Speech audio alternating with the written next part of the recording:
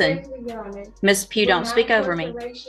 Miss Pugh, just because you say respectfully does not mean that you get to interrupt me. That's disrespectful, right?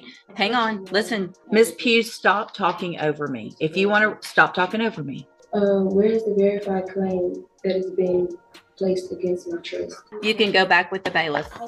Go back with the bailiff. Get your own attorney or represent yourself if you don't like it. Alright guys, today we've got a strict judge and an absolute idiot sovereign citizen going head to head here. This girl literally brought a tiny piece of paper with the usual sovereign citizen BS script like she thought she was going to walk and drop some legal bombshells and just leave without handcuffs. Honestly, I'm just surprised this sovereign citizen flesh person can even read, so this one's definitely going to be interesting. Let me know in the comments what you guys think about this idiot.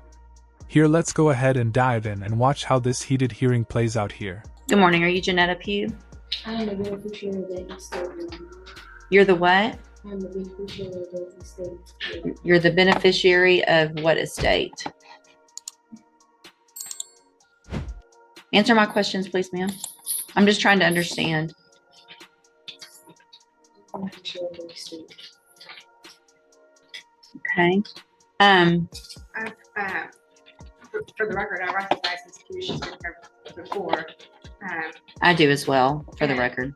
And I looked into Mr. Christopher Wiley. I can't find that person as a practicing lawyer in the State Bar page, and I have not been contacted by anybody on Ms. Pugh's behalf.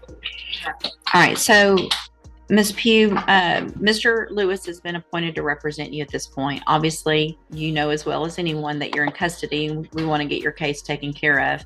If you've hired or your family has hired another lawyer, then they have to contact the court so that we can do something with your case. And do you know if they've hired someone? Respectfully, Your Honor, I do not agree with your appointed foreign agents, considering that the first duty is to the state and will be considered conflict of interest. Okay, so if you don't want, the only thing I can do, I'm appointing an attorney to you to help you, right? So if you don't want a court-appointed attorney, then your only option, two things. One is to represent yourself or to hire a lawyer. So if you don't like the way it works, then you do something different. So are you, listen to what I'm saying. Are you either going to represent yourself, or are you going to let Mr. Lewis represent you, or are you going to hire someone? Objection, Your Honor. Respectfully, is this a court of record? It is a court of record. So your objection's overruled. Okay. Respectfully, Your Honor, where is the verified claim that is being placed against my trust? It's right here. It's called an indictment. And Mr. Lewis has a copy of it, and he can show it to you. So that would be the verified claim against you. Okay. Your Honor, respectfully, Your Honor, there were writs that was filed to the case that still haven't been received. I've received your petition for writ of habeas corpus, and it's denied. Okay. Respectfully, Your Honor, I demand to be released due to lack of evidence of stated claim and not being given the proper opportunity to obtain proper counsel to effective defense. It's overruled. Okay.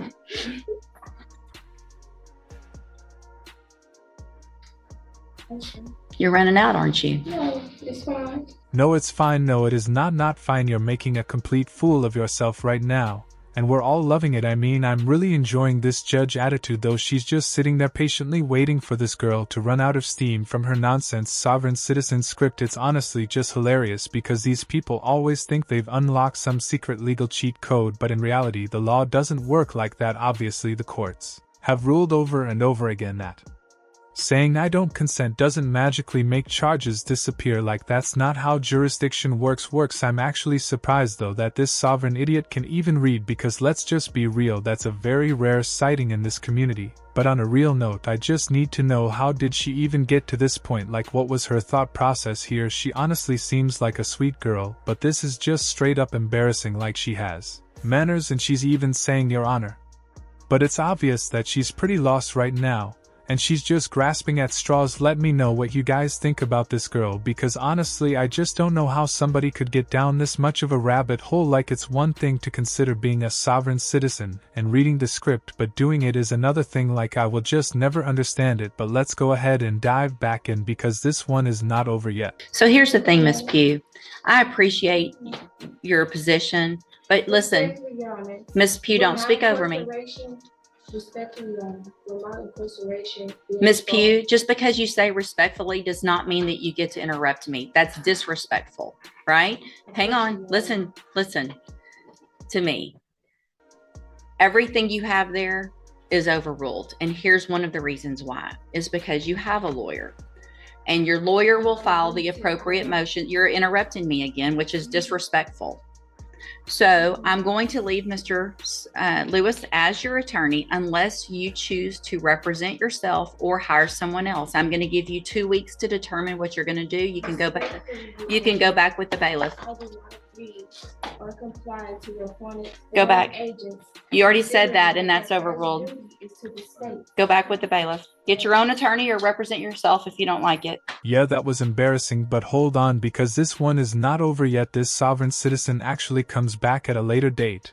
And don't worry, I got you guys with that hearing too. I mean, at this point though, I feel like the judge deserves an award for patience, because dealing with a sovereign citizen like this girl is basically like arguing with the brick wall, except the brick wall thinks it knows constitutional law. So big props for the judge. I mean, the judge is just calmly trying to make sense of all this nonsense, and I'm here for it. She's being pretty snappy, but she's also pretty patient with her, which is fine, I guess. But let me know what you guys think about the judge so far. Personally, I think she's handling this pretty well, but let's go ahead and dive into the next hearing and see if things get even more heated than this one. Let's dive in. So, Miss Pugh, Mr. Jeffries has been appointed to represent you. He's just been given, he's trying to get caught up real quickly on all the information and the discovery in your case. I'm going to reset your case so that he can get all of that. Once he gets it, he'll be out there to go over it with you, and we'll see if we can get an announcement at the next court date. Respectfully, Your Honor, I do not agree to comply with any of the appointed court agents, considering that their first duty is to the state. I understand. We've had this conversation before. And for your record, I'll be representing myself. So if you want to represent yourself, there's some things. Ms. Pugh, stop talking over me. If you want to stop talking over me. If you want to represent yourself, then there is a process that we have to go through, and we'll do that today. If that's what you want to do, we'll get your case set for trial and we'll go forward that way. It is highly inadvisable for you to represent yourself. Lawyers have many, many years of training. They understand the law. They understand how a trial works, because here's what happens. When you're in a trial and you represent yourself, you're expected to know and follow all of the rules of evidence, all the rules of procedure. And so you're really at a disadvantage if you don't know those things. And so you have to do everything just like the assistant district attorney would.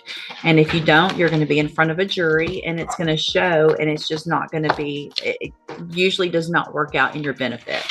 But I have to go through with you some questions first before we do that. And then if you still want to do that, then there's a couple of things couple of options, and we'll go over those as well. Okay. So I am supposed to ask you, I'm going to go through these questions. I need you to answer them if you want to represent yourself, because this is required. All right. So have you ever studied the law? Okay. Have you ever represented yourself before in any kind of criminal matter?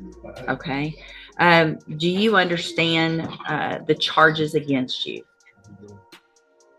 I know we've been accused of. Okay. And so do you know, and we've gone over before, I think, what the range of punishment is if you're found guilty on a jury? Do you know what that is? Let's see. Hold on a second. Let me pull you up here. We'll go over that again as well. The date of that allegations from June 22nd of 2021. And what that means is if you're found guilty, that the range of punishment that the jury could give you is between 2 years as a minimum punishment up to 10 years in prison, anywhere in between. Do you understand? And did you answer out loud just for the record? Do I understand? No, I don't understand. What do you not understand about that?